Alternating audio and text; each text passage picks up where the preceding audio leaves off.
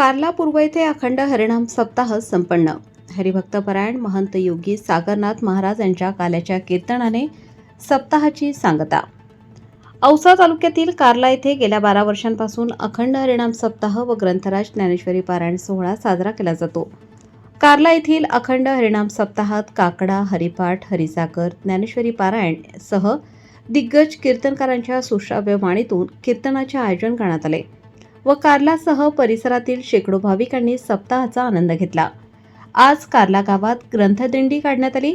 यामध्ये महिलांनी डोक्यावर कलश घेत ग्रंथ डोक्यावर घेऊन फुगडीचा आनंद घेत प्रति पंढरपूर प्रमाणे कार्ला गाव हरिनामाच्या गजरात दुमदुमून गेले होते। यावेळी व्यासपीठ प्रमुख हरिभक्तपरायण प्रदीप पाटील सांगवीकर, सरपंच अलका पवार, उपसरपंच किशोर काळे, विश्वासराव काळे, विलास काळे, तानाजीराव पाटील, बालाजी निकम, बलभीम कुलकर्णी, रामदादा काळे, सुरेश पवार, राम निकम, महादेव जाधव, पंढरी जाधव, नामदेव काळे, प्रभात काळे, ज्ञानोबा जाधव, नारायण जाधव, मेजरदादा काळे, रमेश पवार, चोपदार, कालिदास सेलुकर, बळीराम पारुडकर, उत्तम पवार, दयानंद सेलुकर, विठ्ठल जाधव यांच्यासह सोनाली साऊंड सर्व्हिस कार्लाचे सर्वेसर्वा गुरु कलशेट्टी यांनी 7 दिवस सप्ताहात उत्तम अशी सेवा दिली।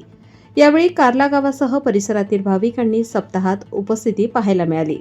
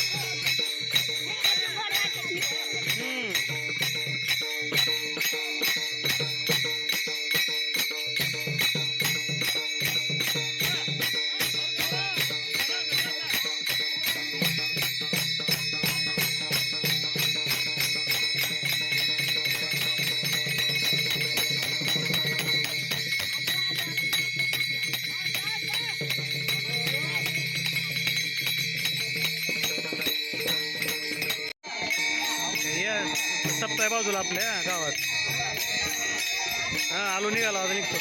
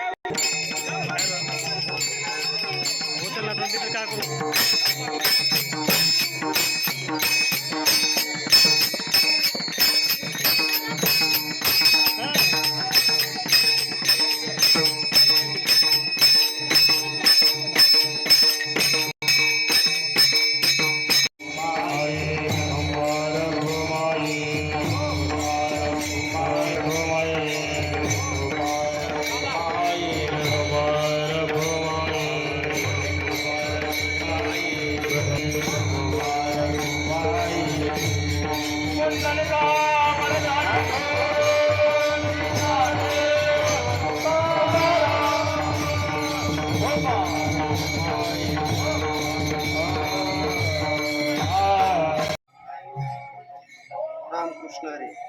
मी गेल्या 12 वर्षापासून व्यासपीठाची सेवा देत आहे।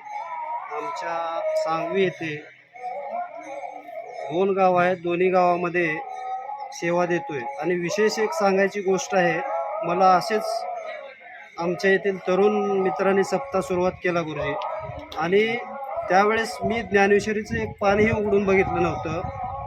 पण मी डायरेक्ट व्यासपीठावर जाऊन बसलो आणि लिंगोजी अप्पाची माऊलींची एवढी कृपा झाली की पहिल्याच वर्षी मी एवढं चांगलं व्यवस्थित पारायण करू शकलो.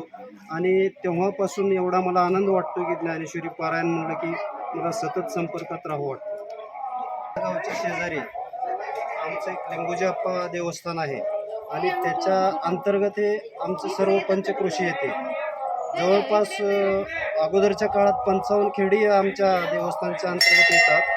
तसंच एक कारला, म्हणजे सांगवी आणि कारला काही वेगळं नाही, या सर्वांनी मिळून हा परमार्थ चालवलेला आहे.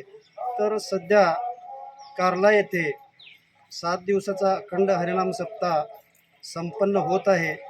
त्या ठिकाणी व्यासपीठ प्रमुख म्हणून माझी नेमणूक करण्यात आली म्हणल्यापेक्षा मला सेवा देण्यात आली, मला सेवा घडली. आणि कारला हे गाव एवढं सांप्रदायिक आहे, 4-4, 5-5 सप्ते येथे होतात, मोठ्या उत्साहात होतात. मोठे मोठे महान कीर्तनकार येथे येतात आणि त्या महान कीर्तनकाराच्या पदस्पर्शानं पावन झालेली ही कारला भूमी आहे. सर्व सांगली परिसर, सर्व पंचक्रोशी या सर्व संतांच्या पावन पवित्र स्पर्शानं पावन झालेले आहे.